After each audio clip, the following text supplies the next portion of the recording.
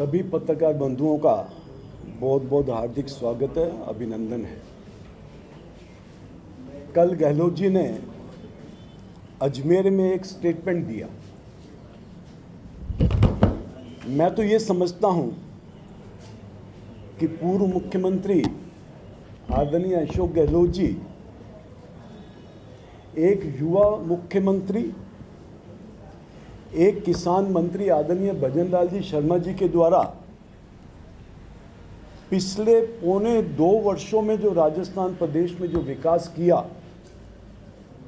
जो कार्य गहलोत साहब अपने 5 वर्षों में नहीं कर पाए, उन कार्यों को नीचे धरती पर उतारने का काम केवल मात्र इन पौने 2 वर्षों में हमारे मुख्यमंत्री आदरणीय भजनलाल जी शर्मा जी ने करने का काम किया।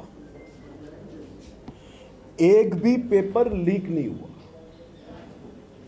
जबकि गहलोत साहब की सरकार थी तो निरंतर पेपर लीक होते थे और उस पेपर लीक के कारण जिस प्रकार से बेरोजगार युवाओं पे कुठाराघात गहलोत की सरकार ने किया, वो राजस्थान प्रदेश के युवा भूल नहीं सकते।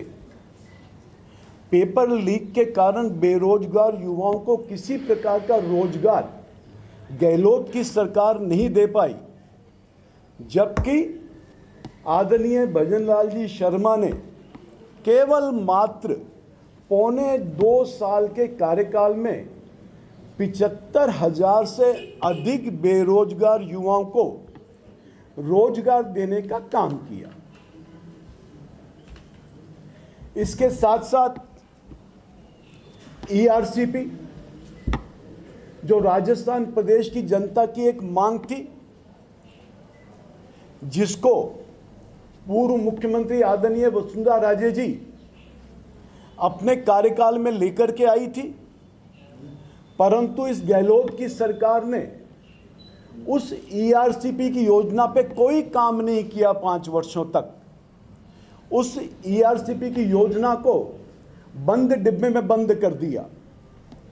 परंतु मैं धन्यवाद देना चाहूंगा हमारे मुख्यमंत्री आदरणीय भजनलाल जी शर्मा को, जिन्होंने आते ही सबसे पहले इस ईआरसीपी की योजना को राजस्थान प्रदेश की धरती पर उतारने का काम किया और इसके साथ साथ यमुना जल का समझौता, उसकी भी सौगात राजस्थान प्रदेश की जनता को दी।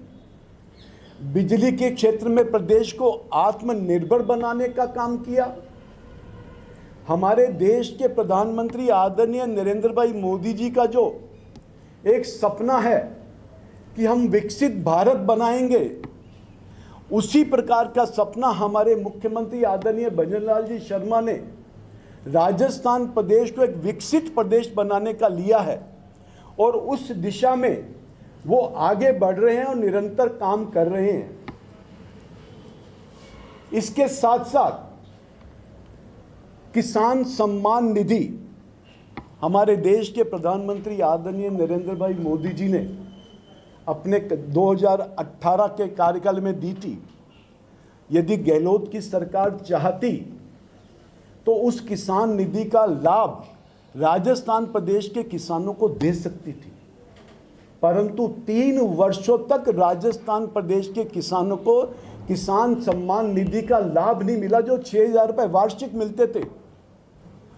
परंतु आदरणीय भजनलाल जी शर्मा ने जो केंद्र सरकार सम्मान निधि के 6,000 रुपये दे रही है किसानों को, उसमें 6,000 का और इजाफा करने का काम किया और राजस्थान प्रदेश के किसानों को 1 वर्ष में किसान सम्मान निधि के तहत 6,000 केंद्र सरकार से मिलेंगे और 6,000 रुपया प्रदेश की सरकार देगी, भजनलाल जी की सरकार देगी। मैं गहलोत जी को बताना चाहता हूं कि भारतीय जनता पार्टी मजे की राजनीति नहीं करती, बल्कि जन सेवा के लिए कार्य करती है, जन सेवा के लिए राजनीति करती है और जिसको आदरणीय भजनलाल जी शर्मा बहुत ही बखूबी के साथ निभा रहे हैं। आज गहलोत जी इस बात को पचा नहीं रहे कि राजस्थान प्रदेश में इतना विकास किस प्रकार से हो रहा है, क्योंकि उनके कार्यकाल देखिए 2018 से लेकर के 2023 तक का, तो 5 वर्षों तक वो अपनी कुर्सी की लड़ाई लड़ते रहे। उन्होंने जनता की सुध नहीं ली। राजस्थान प्रदेश की जनता कोरोना काल को नहीं भुला पाएगी। जब राजस्थान प्रदेश की जनता कोरोना काल में त्राही त्राही मची हुई थी, लोग मर रहे थे, तो गहलोत जी अपनी पूरी टीम के साथ, अपनी पूरी कैबिनेट के साथ, अपने पूरे विधायकों के साथ 5 सितारा होटल में मस्ती कर रहे थे, आराम कर रहे थे। आज मैं गहलोत साहब से पूछना चाहता हूं कि आप युवाओं के विरोध में क्यों हैं?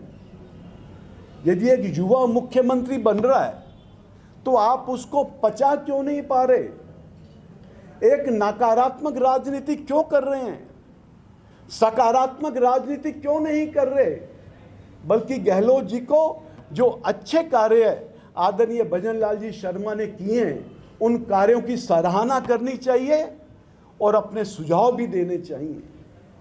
गहलोत साहब कह रहे थे कि मैं तो पूरे राजस्थान प्रदेश में भजन लाल जी के कौन है जो राय देते हैं, सलाहकार कौन है?